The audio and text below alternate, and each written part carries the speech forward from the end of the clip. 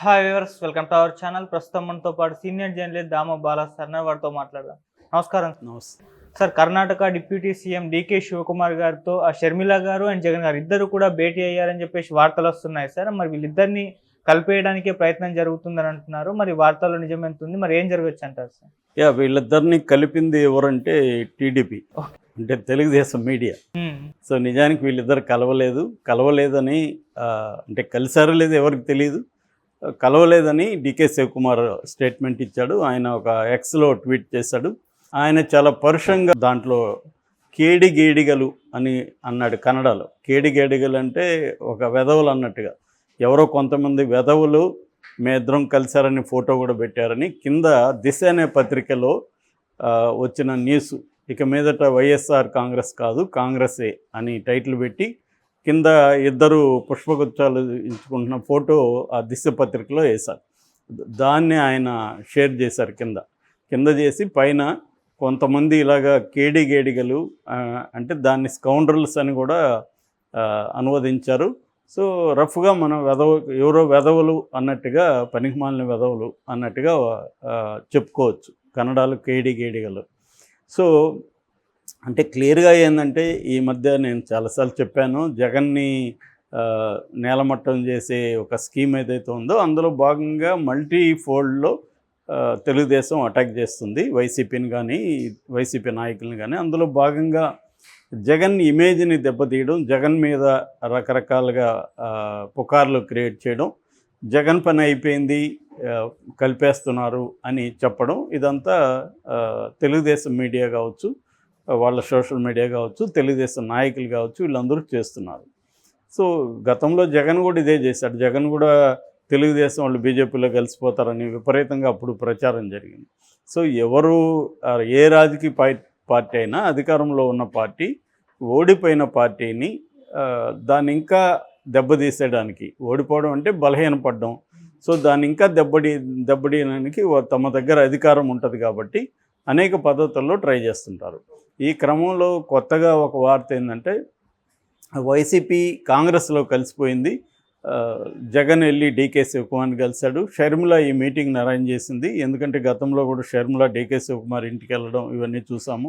అవన్నీ జరిగినాక ఆమె కూడా కాంగ్రెస్ తన పార్టీ వైఎస్ఆర్ తెలంగాణ పార్టీ దాన్ని తీసుకెళ్ళి కలిపేసింది. చెల్లి కలిపింది కాబట్టి ఇప్పుడు అన్న కూడా కలిపేస్తాడు అని ఒక నెరేటివ్ని తీసుకొస్తున్నారు. సో అందుకని అక్కడ పైగా జగన్ కర్ణాటకలో ఉన్నాడు, బెంగళూరులో యలహంకలో అతని భవనం ఉంటుంది, అక్కడ ఉన్నాడు జగన్.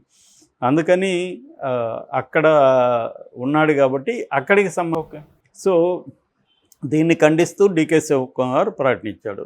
ఎందుకంటే అది అతనికి కూడా ఇదవుతుంది. కాంగ్రెస్ అధిష్టాన నాడ్ లేకుండా అతను వెళ్ళి కలిసే పరిస్థితి లేదు. సో ఇప్పుడు ఒకవేళ కాంగ్రెస్ వైసీపీని వస్తే చేర్చుకుంటుందంటే చేర్చుకోవచ్చు, ఎందుకంటే దాని బలం పెరుగుతుంది ఆంధ్రప్రదేశ్లో. ఖచ్చితంగా కాంగ్రెస్కి అది ఉపయోగమే జగన్ వెళ్ళి చేరితే. గతంలో జగన్తో విభేదాలు ఉన్నాయి, జగన్ ధిక్కరించాడు అనేది ఉంది.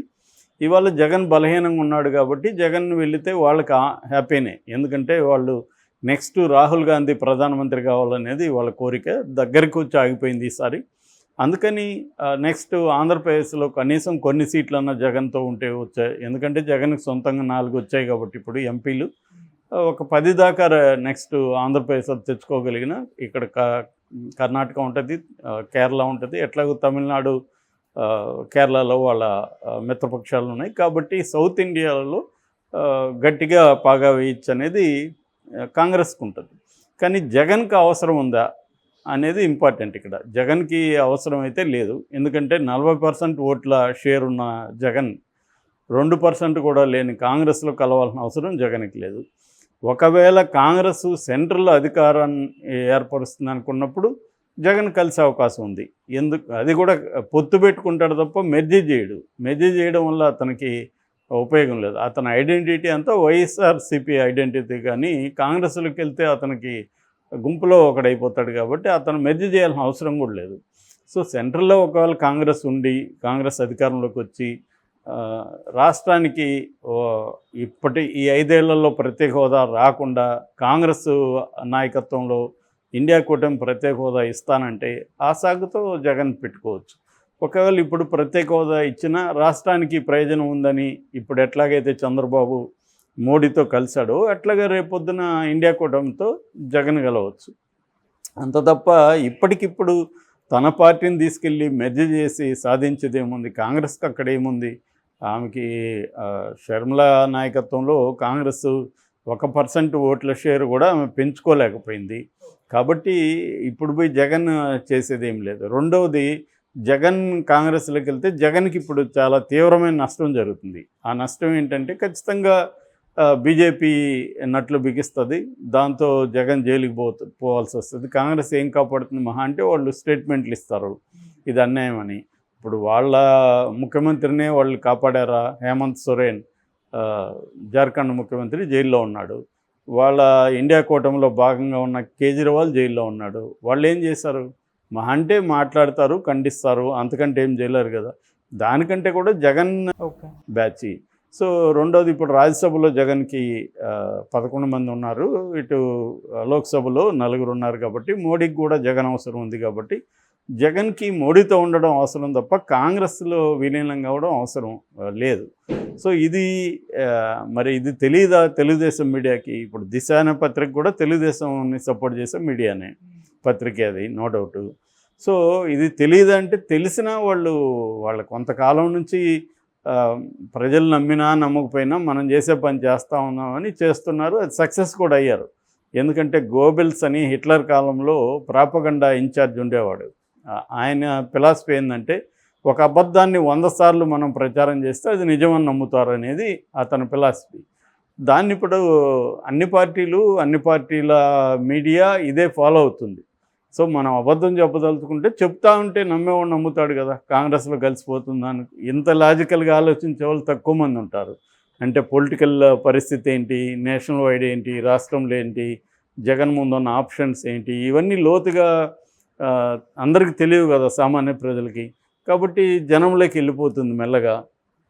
ఆ రకంగా జగన్కి అయిపోయింది, జగన్ పని అయిపోయింది అన్న నెరేటివ్ని బలంగా జనంలోకి తీసుకెళ్తే దానివల్ల వాళ్ళు ప్రచారం చేస్తుంటారు, నమ్మేవాళ్ళు నమ్ముతుంటారు. దాని రిజల్ట్ ఎలా ఉంటుందని మనకు తెలియదు. ఏదేమైనా అదే పత్రిక, తెలుగుదేశం పత్రిక అయిన ఆంధ్రజ్యోతి రాధాకృష్ణ రాసినట్టుగా ఈ గవర్నమెంట్ పని విధానాన్ని బట్టే జగన్ భవిష్యత్తు ఉంటుంది.